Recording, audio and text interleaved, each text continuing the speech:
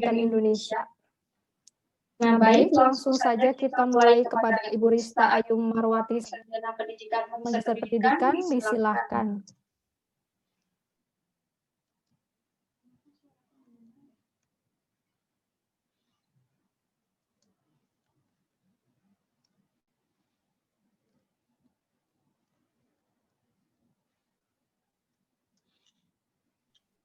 Baik, terima kasih.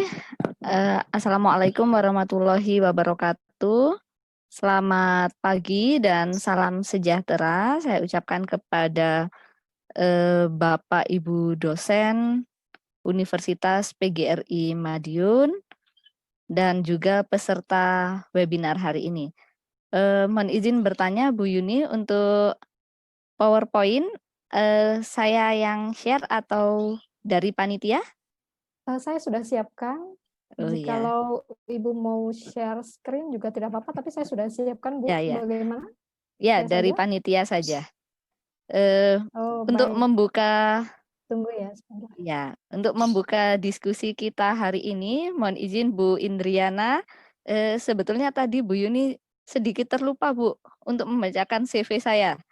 Jadi saya tidak hanya S1 Iya, Ibu. di UM dan S2 di UPI, tapi saya dan Bu Yuni ini satu alma mater yang sama Bu, satu kos-kosan yang sama di Bandung. Oh, baiklah. Jadi satu kos-kosan, kami alma maternya alma mater mahasiswa Cipaku. Salam hormat untuk teman-teman sejawat di Madiun. Ya, materi yang akan saya sampaikan pagi ini sebetulnya masih sedikit sealur dengan yang disampaikan oleh Bu Indriana. Tapi saya mencoba untuk mungkin melihat dari sudut pandang yang sedikit berbeda, sedikit saja. Nah, oke. Terima kasih Bu Yuni. Mungkin bisa ditampilkan.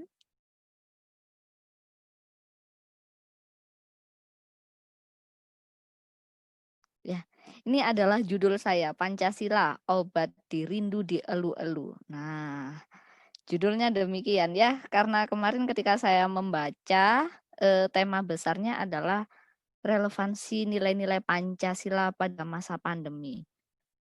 Saya mau menghadirkan Pancasila ini sebagai obat. Nah, di slide pertama, boleh, enggak apa-apa Bu Yuni. Dilanjutkan di slide pertama. Slide pertama terlebih dahulu. Ya, Pancasila obat dirindu tapi dielu-elu. Nah, maksudnya dielu-elu apa? Kita rindu, tapi kalau dia hadir, ternyata banyak hal yang menyebabkan kita mempertanyakan, betul nggak obat yang paling mujarab ini Pancasila? Jangan-jangan obat ini sudah kadaluarsa. Jangan-jangan ada obat yang lebih ampuh. Itu yang akan kita bahas bersama-sama. Sebelum itu, saya ingin menyapa dulu Indonesia melalui beberapa berita. Nah, boleh dilanjutkan?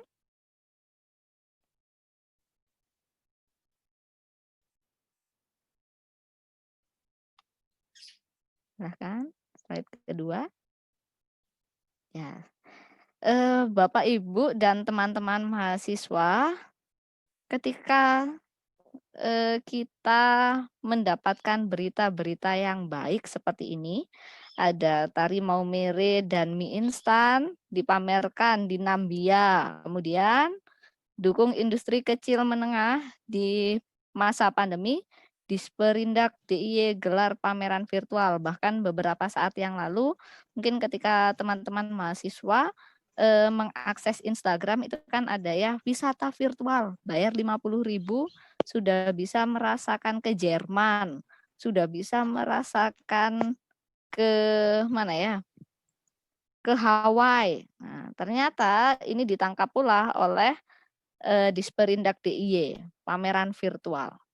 Ribuan kasus COVID-19 di lingkungan pesantren Jabar mayoritas sudah sembuh. Melegakan hati ya. Sri Mulyani beberkan rahasia ekonomi mulai membaik.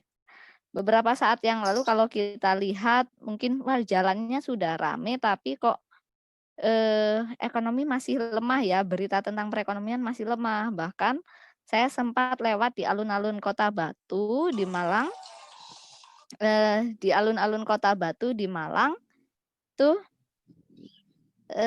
ada pedagang yang demikian, saling ngobrol, "Ah, ini yang hadir ini yang ke sini cuma lihat-lihat saja." Dalam artian, masyarakat menyimpan uangnya tidak untuk mengkonsumsikannya.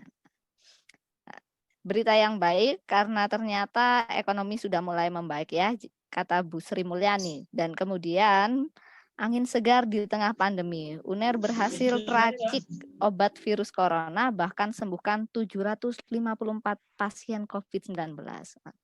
Betapa menyenangkannya menjadi warga negara Indonesia, bangun tidur, kemudian mendengar banyak sekali berita baik hari ini. Nah, senang ya. Kemudian semangat akhirnya dalam menjalani hari. Namun, nah, bisa dilanjutkan Bu Yuni?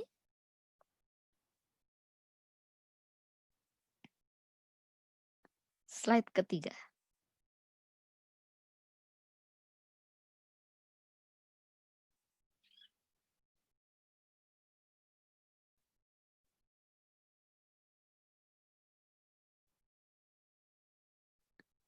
Slide ketiga.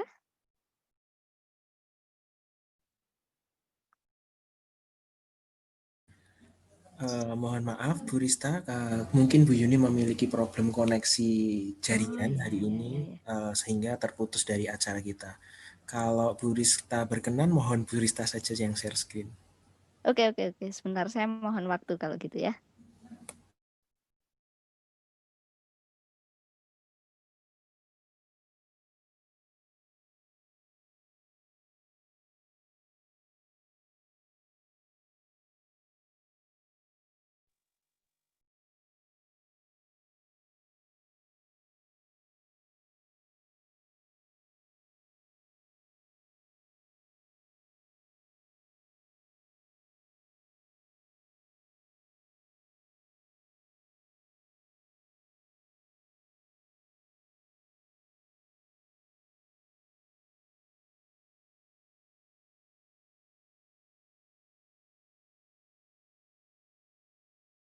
Baik, mohon maaf, saya ada kendala teknis, Ibu Rista.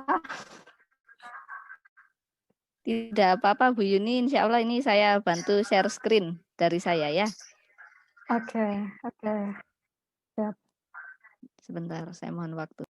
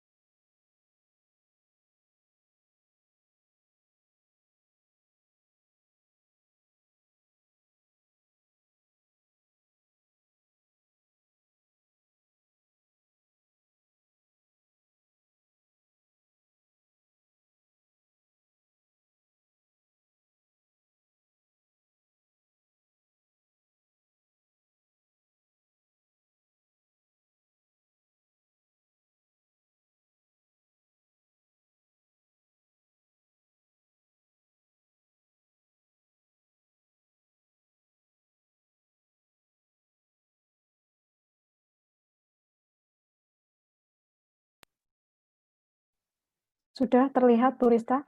Ya, oke. Terima kasih, sebentar. Saya lanjut ke slide yang berikutnya. Nah, ini yang tadi ya. Berita-berita bagus ternyata menyejukkan hati kita, membangkitkan semangat kebangsaan kita. Namun, jangan salah. Ternyata seringkali berita-berita bagus itu tertutup dengan berita yang semacam ini. Jubir Jokowi soal salah ketik UU Cipta Kerja pasal 6 rujuk ke pasal 4 huruf A. Entah bagaimana proses aktivisme teman-teman di Madiun. Kalau di Malang kemarin memang sempat membara, saya katakan cukup membara ya. Ada pula berita Mahfud MD, pihak yang merusak saat jemput Rizik bakal disikat. Wah, istilahnya disikat. Kemudian ada minimarket yang segel produk Prancis, warganet ramai bahas susu. Pembakaran halte, kembali melonjaknya COVID-19 di Kaltim, sampai pada gadis 17 tahun bunuh diri ternyata baru 2 hari putus cinta. Nah, teman-teman semuanya, memang teman-teman dan Bapak Ibu peserta, mau tidak mau kita akui bahwa saat ini kondisinya bukan hanya baik-baik saja seperti pada berita pertama yang saya sampaikan. Bahkan yang paling banyak berita yang kita dapatkan adalah berita-berita yang seperti ini. Apakah kita sedang baik-baik saja? Tentunya tidak ya.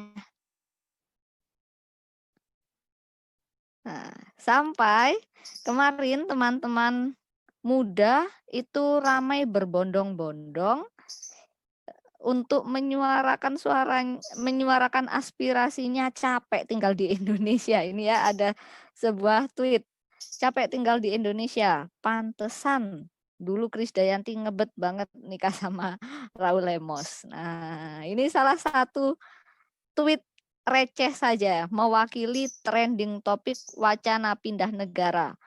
Ketika kita secara fisik, negara kita secara fisik dikategorikan ya sakit ya. Karena pandemi ini kan semuanya merasa sakit. Ternyata tidak hanya secara fisik saja. Kemudian munculnya perdebatan tentang UU Cipta Kerja. Kemudian munculnya perdebatan tentang, wah banyak sekali ya. Sehingga rasanya cukup sesak nafas untuk bisa menghirup nilai-nilai kebangsaan kita hari ini.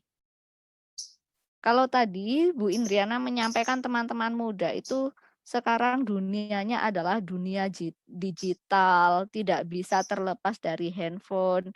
Ya memang kondisinya mereka terlahir sebagai generasi yang dibesarkan oleh teknologi. Mau tidak mau kita harus menghadapi itu semuanya. Termasuk bagaimana cara mereka menyampaikan aspirasi sekarang sudah tidak lagi proses demonstrasi dilakukan secara fisik, tidak. Tapi bahkan ketika jari-jari teman-teman muda kita bergerilya di dunia Twitter, kalau di dunia Instagram itu hanya sharing foto-foto ya. Jadi kalau mau lebih slow, lebih santai, itu bolehlah menggunakan Instagram.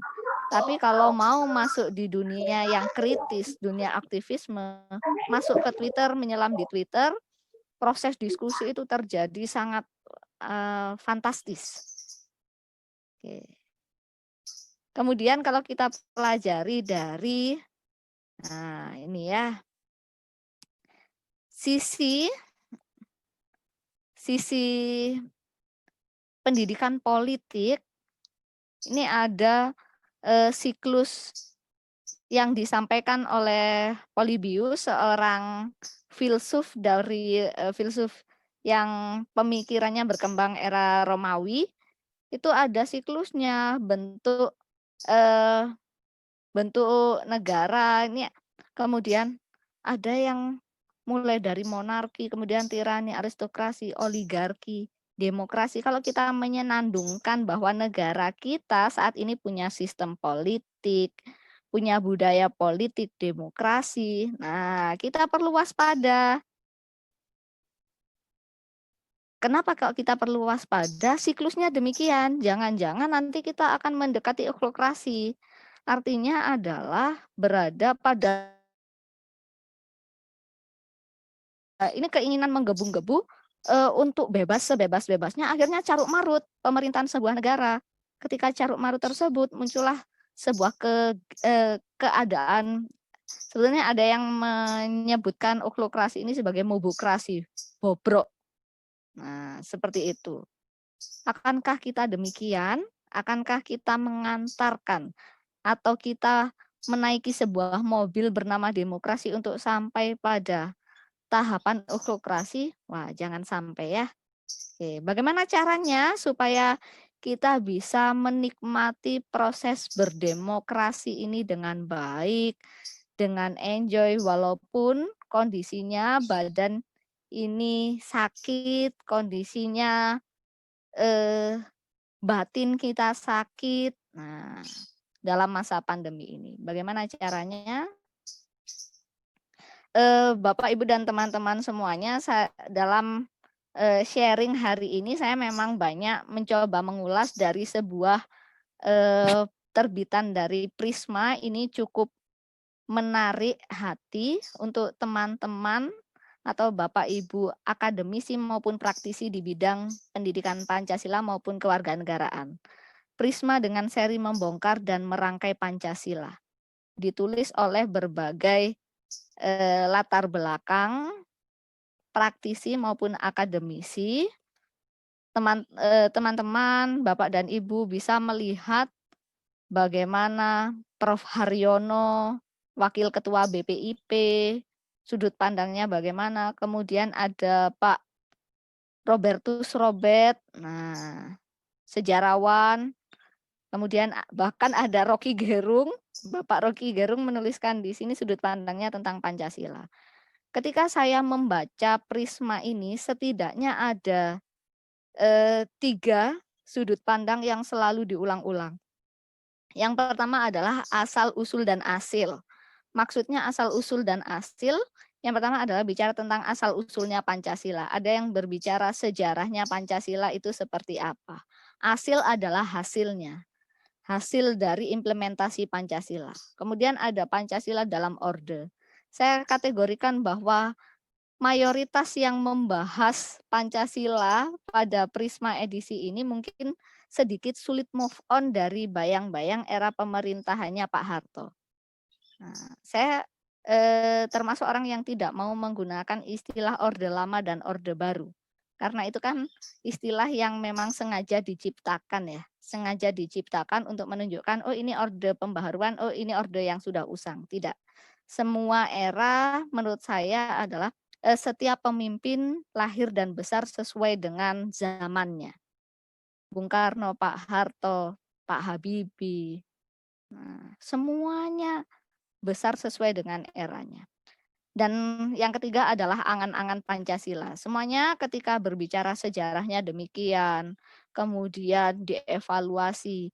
Nanti di masa yang akan datang seperti apa, itu dijelaskan secara terperinci, termasuk yang disampaikan oleh Pak Ignatius Haryanto tentang bagaimana Pancasila masuk dalam informasi global. Relevan nggak Pancasila ketika digunakan untuk menghadapi teman-teman yang memang generasinya adalah generasi yang batas negara itu sudah sangat kabur. Bahkan kemarin saya membahas bersama dengan teman-teman guru, saat ini kalau tentara-tentara berdiri di garda terdepan batas-batas wilayah negara, masing-masing dari kita sebagai warga negara, kita sebetulnya sedang berdiri juga di batas-batas negara kita, ketahanan negara kita. Batasnya itu hanya di handphone Bapak dan Ibu sekarang. Tinggal Bapak dan Ibu mau mengakses mana, sudah bisa. Nah, saya lanjutkan. Dari berbagai macam tulisan yang ada dalam Prisma tersebut, satu yang juga menarik bagi saya untuk melihat relevansi nilai-nilai Pancasila di masa pandemi ini, ya kita kembalikan pada seorang guru besar di bidang filsafat Pancasila, yaitu Prof. Notonegoro. Ada 9 pokok pikiran beliau. Yang pertama adalah bahwa Pancasila ini pemersatu bangsa. Kodratnya manusia itu kan adalah makhluk sosial. Maka ia senang untuk bersatu, berkelompok. Nah, Pancasila menaungi itu semuanya. Dan yang kedua, Pancasila sebagai dasar filsafat negara, bersifat abstrak, umum, universal, tetap dan tidak berubah. abstrak dan universal di sini dimaksudkan adalah kalau ada yang mengatakan bahwa wah Pancasila ini cenderung pada sosialisme, wah Pancasila ini ada nilai-nilai liberalismenya, wah Pancasila ini berasal dari Marxisme, bahkan ada yang menyampaikan demikian. Pancasila ini sangat universal. Nilai-nilai yang unggul, nilai-nilai yang baik dari paham-paham yang ada bisa kita lihat dalam Pancasila. Sedangkan dalam Pancasila, ingat dengan catatan sesuai dengan kultur keindonesiaan. Tetap selalu demikian. Kemudian Pancasila sebagai falsafah negara yang berarti bahwa dalam proses kehidupan berbangsa dan bernegara kita, nilai-nilai Pancasila itu antara satu sila dengan sila yang lainnya itu selalu saling berkaitan. Dijelaskan pula oleh Notonegoro bahwa sila pertama, kedua, ketiga, keempat, dan kelima itu betul-betul menjadi pedoman kebangsaan ya. Pedoman kebangsaan kita untuk menyelesaikan setiap isu-isu permasalahan. Dan yang terakhir adalah Pancasila sebagai landasan ideal. Nah, jadi ketika kita mau bertindak, ini ya ada dasar dan tujuannya, yaitu semuanya dikembalikan pada Pancasila. Terinspirasi dari sudut pandang yang dikembangkan oleh Notonegoro ini, kemudian saya mengusulkan sebuah pemikiran untuk didiskusikan bersama, saya menyebutnya adalah kacamata Pancasila. Ada beberapa rumusannya. Mengapa kok kacamata Pancasila?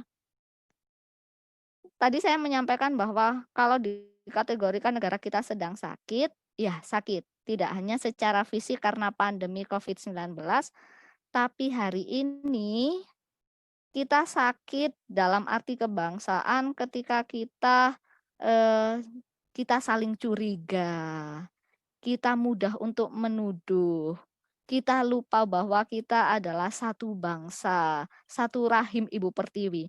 Kita nggak percaya sama saudara sebangsa dan setanah air kita. Ada orang mau tanya, ketika berada di terminal, teman-teman kan sudah jaga jarak, beranggapan di sini bahwa itu copet, itu copet. Jangan ngobrol sama orang itu copet. Nah, itu kan apa ya, hal contoh yang kecil bahwa wah ternyata kita sudah menjenamakan. Nah, menjenamakan itu bahasa Indonesianya dari branding saudara-saudara kita sendiri. Bagaimana cara menggunakan kacamata Pancasila ini? Nah, selain ada orang-orang yang kemudian kita kategorikan, wah ternyata ada orang-orang yang mengimplementasikan Pancasila itu sedemikian kakunya. Ada yang sering merasa bahwa saya ini paling Pancasilais. S1, S2, S3 saya pendidikan Pancasila, maka saya patut untuk dihargai sebagai orang yang Pancasilais. Orang-orang yang berbeda pandangan dengan saya berarti tidak Pancasilais. Nah, itu kan sakit juga ya, sakit juga. Obatnya bernama kacamata Pancasila, obat itu kan berkaitan dengan penyakit. Nah, penyakitnya saya menyebutnya sebagai iritasi kebangsaan. Kalau kita mata ini melihat kemudian tidak berkedip sama sekali itu kan sangat sakit ya, iritasi lama-kelamaan. Kita merasa paling melek tentang Pancasila. Akhirnya kita butuh kacamata yang bernama kacamata Pancasila. Bagaimana cara menggunakannya? Yang pertama adalah bersihkan mata. Nah, matanya dibersihkan dulu. Hati, pikiran, dan ucapan. Termasuk kalau kita bercermin dari prisma tadi, itu kan ada sisi-sisi gagal move on dari pemerintahannya Pak Harto. Setiap bicara Pancasila selalu kita kaitkan, entah itu perasaan rindu atau perasaan benci, selalu kita kaitkan. Sudahlah. Maka dari itu kalau kita melihat sejarah, oke kita evaluasi. Dari yang dulu apa yang harus kita lakukan, bukan kemudian terus mengatakan bahwa era itu. Bersihkan dulu. Siapkan dulu bahwa di masa yang sulit ini saya siap menggunakan kacamata Pancasila bersama dengan saudara-saudara saya. Kemudian yang kedua adalah tempatkan Pancasila pada kedudukannya. Nah, teman-teman semuanya, di sini saya menyampaikan kedudukannya dalam tanda petik duduk. Karena kita kan sedang emosi ya, banyak emosi. Kalau orang yang emosi, kegiatan yang pertama yang harus kita sarankan adalah berikan kesempatan ia untuk duduk agar emosinya turun. Ketika emosinya turun, maka dia bisa mengartikulasikan Pancasila dengan baik. Itu yang tersirat, sedangkan yang tersurat adalah ya kita mengembalikan kodratnya Pancasila sebagai ideologi bangsa, sebagai dasar negara, sebagai falsafah negara. Nah, tempatkan di sana. Kacamata di sini ya, sebagai filter. Setiap kali ada permasalahan, kita meneropong menggunakan Pancasila. Perkuat keluasan engsel-engsel Pancasila. Kacamata, mohon maaf, kacamata itu kan ada engsel-engselnya. Ini kan luas ya. Loh, ini kan luas. Bagaimana cara menjaga keluasan itu? Seringkali kita menyampaikan pada teman-teman mahasiswa atau kita memproklamirkan bahwa Pancasila itu bersifat terbuka, tapi kita sendiri tertutup. Setiap yang datang yang baru kita paradigma bahwa itu adalah ancaman. Itu akan merusak kita. Nah, padahal Pancasila kita bersifatnya fleksibel. Apa yang masuk difilter dulu, ini baik enggak? Oh kalau baik bisa diadopsi dengan budaya kita. Oh ini kurang baik nih, oke kita evaluasi. Nah, jadi kita harus seluas Pancasila, jangan kemudian Pancasila kita luas tapi kitanya sendiri yang kaku. Kita yang tertutup. Nah, kalau begitu kita nggak bisa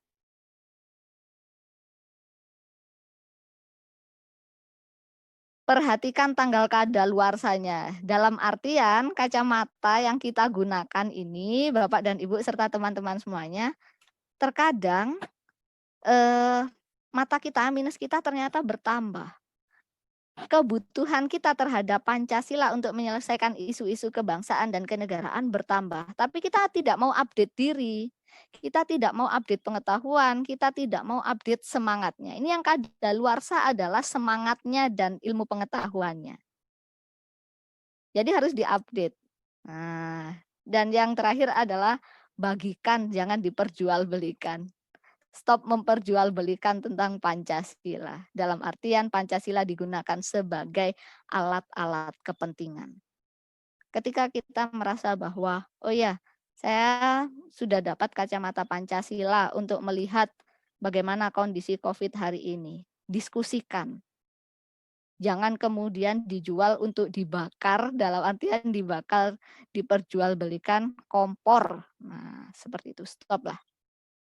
Kita menjaga supaya sama-sama tidak ada yang iritasi. Nah, ini relevan atau tidak menjawab pertanyaan panitia, ya jelas relevan ya, kacamata Pancasila kita gunakan dalam kondisi pandemi ini. Buktinya apa? Bapak dan Ibu serta teman-teman semuanya, kalau hari ini ada yang bertanya relevan atau tidak, saya mau mengingatkan bahwa wabah penyakit ini bukan wabah pertama kali yang dirasakan oleh bangsa kita.